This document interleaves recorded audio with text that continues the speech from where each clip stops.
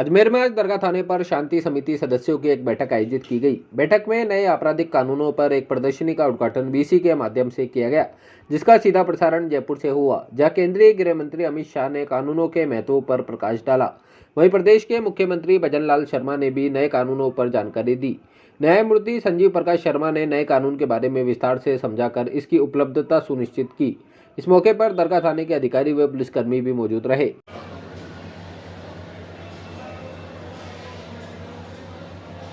दरगाह थाना समस्त CLG member सेनानी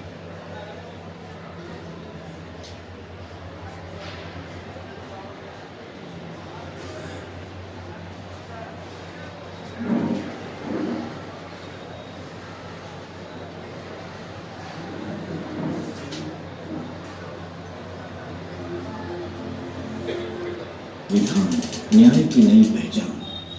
जैसा कि आपको विदित है कि भारत सरकार ने औपनिवेशिक युग के 160 वर्षों से अधिक पुराने कानून भारतीय दंड संहिता, दंड प्रक्रिया संहिता एवं भारतीय साक्ष्य अधिनियम प्रस्थान की 3 नवीन आपराधिक कानून।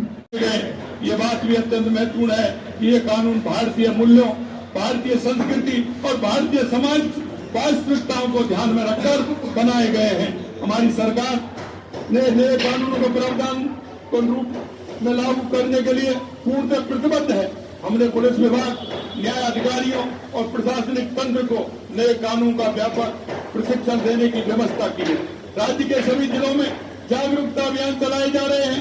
Anti gangster task force, anti narcotic task force का गठन किया गया है, अनिवार्य कर दी है और 7 साल से ज्यादा सजा जिसमें है, ऐसे हर अपराध के लिए फॉरेंसिक जांच को हमने कंपलसरी किया। और मैं आज राजस्थान की जनता को बताने आया हूं, राजस्थान में सजा कराने का दर 42%, 42%।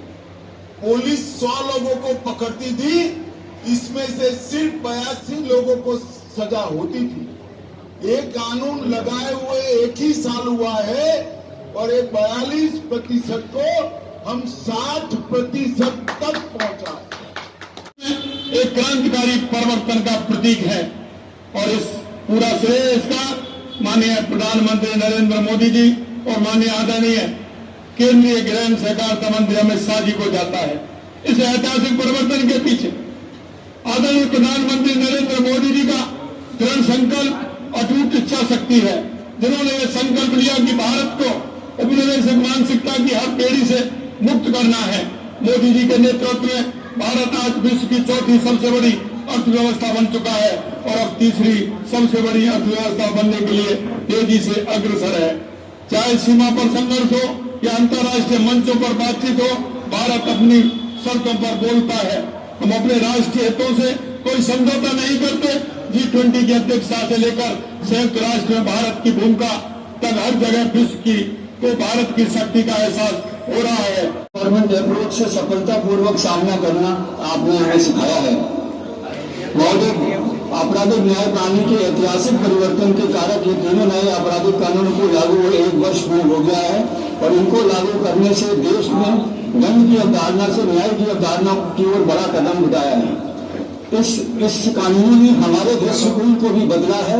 ई साक्ष्य FSL टीमों के अनुसंधान से ज्यादा उपयोग ने पुलिस के कार्य को सुगम, पारदर्शी व अधिक विश्वसनीय भी बनाया है और इसके परिणाम भी परिलक्षित होने लगे हैं। अभी आपने प्रदर्शनी के माध्यम से देखा कि किस तरह से अनुसंधान में समय कम लग रहा है और हमारा जो कन्विक्शन परसेंटेज है उसमें भी वृद्धि हुई है। उद्देश्य से किया गया। इसके बाद 16 अगस्त 2024 को राज्य के गृह विभाग ने राजस्थान इलेक्ट्रॉनिक प्रक्रिया जारी सेवा एवं क्रियान्वयन नियम 2024 अधिसूचित किए। इस नियमों में अदालतों में नोटिस समन और आदेशों की सेवा अब डिजिटली और समयबद्ध तरीके से हो सकेगी। 10 सितंबर 2025 को 2 महत्वपूर्ण अधिसूचनाएं जारी हुई। पहली अधिसूचना राजस्थान ई साक्ष्य मैनेजमेंट रूल्स 2025 है, जिसके अंतर्गत अदालतों में डिजिटल और इलेक्ट्रॉनिक साक्ष्य न्याय संहिता भारतीय नागरिक सुरक्षा संहिता और भारतीय साक्ष्य अधिनियम 2023 से जाना जाता है।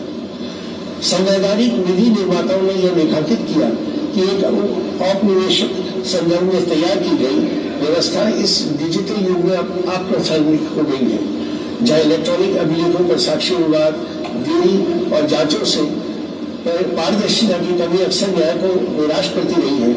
नए कानून इन चुनौतियों से निपटने के लिए प्रक्रियागत नियमों को पुनर्संरचित करते हैं, इलेक्ट्रॉनिक साक्ष्य की विस्तृत प्रक्रियाएं सम्मिलित करते हैं और केस मैनेजमेंट टूल्स को प्रभावी रूप से लागू करते हैं। किसी भी कानून की वैधता सदा न्यायिक समीक्षा के अधीन रहती है। हमारे संविधान की भावना और उसकी अंतर्निहित सुंदरता यह अपेक्षा करती है कि विधायिका द्वारा निर्मित प्रत्येक कानून को उसकी संवैधानिक सीमाओं के भीतर रहते हुए उचित सम्मान और मान्यता प्रदान की जाए।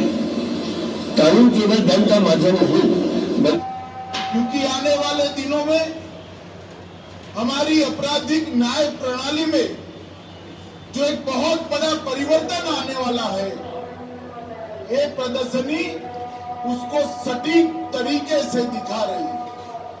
इसी के माध्यम से आप जान पाएंगे कि 160 साल पुराने कानूनों को समाप्त कर नरेंद्र मोदी जी जो नए 3 कानून लाए हैं, इससे किसी भी एफआईआर देश भर में 2027 के बाद होगी।